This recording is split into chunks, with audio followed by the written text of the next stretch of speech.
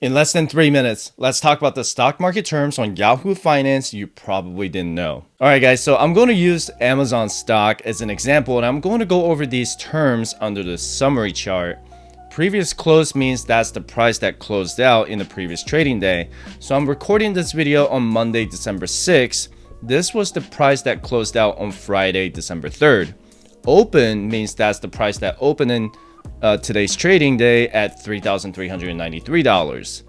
Bid is what investors are willing to pay for a stock, and ask is what investors selling the stock are looking to get for their shares. So you see that in bid, people want to buy at $3,426, and the sellers are asking for $3,427. Days range is the stock price from lowest to highest during the day. So the lowest price Amazon stock was at $3,338, and the highest was $3,473 on Monday. The 52-week range is the stock price from lowest to highest in the last year. So the lowest price Amazon stock experienced in the last year was $2,881, and the highest price was $3,773.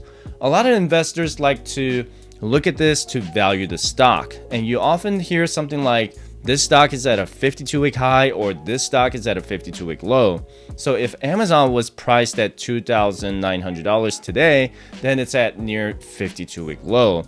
If the stock was priced at $3,700, then it's at near 52-week high. Volume is how they measure the number of shares traded in the stock.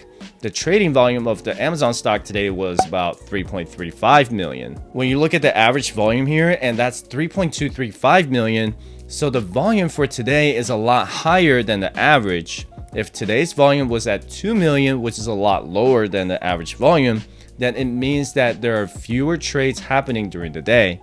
It's an important indicator to measure any significant market move. Amazon's market cap is at $1.74 trillion, and that's how investors value the company's worth. So Amazon is worth $1.74 trillion today. Sometimes the market cap is inaccurate on Yahoo Finance, so let me show you how to calculate it yourself just to make sure the market cap number is correct. So the shares outstanding for Amazon right now is 507 million, and you can look that up on Amazon's 10Q. To find the latest 10Q, you go to Amazon Investor Relations website and then click on the latest SEC filing. So if you look at the SEC filing and it says as of October 20th, 2021, Amazon has 507,147,620 shares of common stock. You multiply it by the share price, which is $3,427 as of right now, and that comes up to $1.74 trillion in market cap. Next one is beta, and it is at 1.13. It is a measure of the stock volatility. The calculation for beta is covariance divided by covariance of... Okay, never mind. This is too nerdy, so let me simplify it for you. Basically, if it has a beta of 1.0, then the price activity is strongly correlated with the market. If it's less than 1, then it's less volatile than the market in general. If the value is greater than 1, then it is more volatile than the market, and I hope this makes sense to you.